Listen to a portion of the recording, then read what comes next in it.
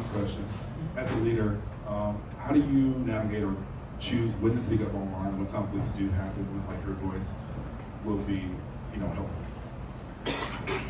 I'm very, very critical about what I put out there.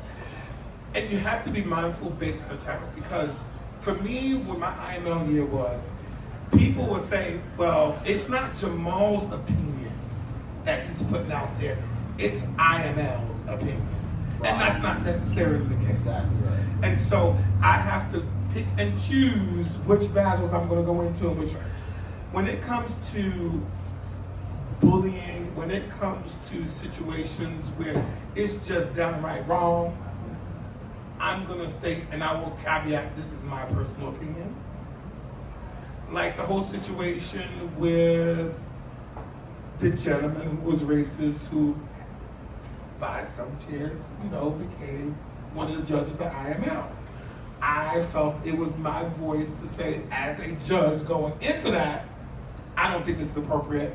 I feel it's offensive, and we need to remove this person. If it's situations within others' communities, I don't feel I have in place. There's a lot of stuff going on, say in LA and Austin, but I don't live in those states. I'm not impacted, so I don't feel as I should be vocal about opinions that I don't know because I'm not there. Exactly. So what I would do is I'll just see how it goes. I would see how they handle it. If people come to me with an opinion, hey, how do you handle this? I mean, I can't tell you what to do, but this is how I normally handle conflicts in my area. I think we've had conversations about that. Yes, you guys. But I take mine because I do have I have a degree. Well, I have a couple. Actually. But I'm industrial psychology is one of my degrees. And so I use that psychological background in dealing with a lot of stuff.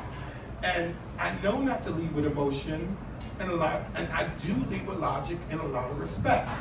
And understanding before I respond is one of the biggest things I focus on. Is I need to listen, understand, ask questions, and then I will possibly respond.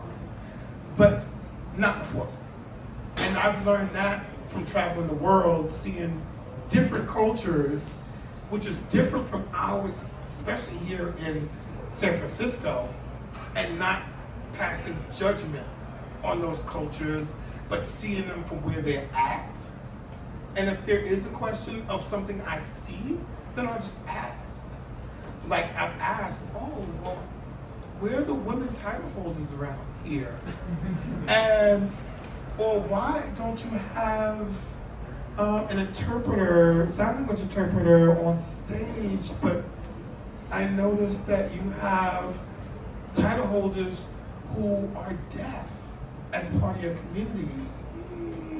You might want to think about that, and just putting it in a way to ask those questions to prompt conversation rather than passing judgment. In Germany, when I asked about the women of leather, culturally, it's just not a thing. It's not that they're barring it. It's just culturally that's not the norm there. So, okay, understandable. So I'm not going to tell you how to make it a norm for you if that's not a thing. Especially if I spoke to women in other parts of Germany who are proud women of leather. It's just that particular area is just not prevalent. But when I go to Berlin, there's beautiful women out there in their leather, and I'm talking about they've been doing it for 30, 40, 50 years and coming out looking fabulous. So you have to understand before you respond and listen, learn, and those are things I've learned.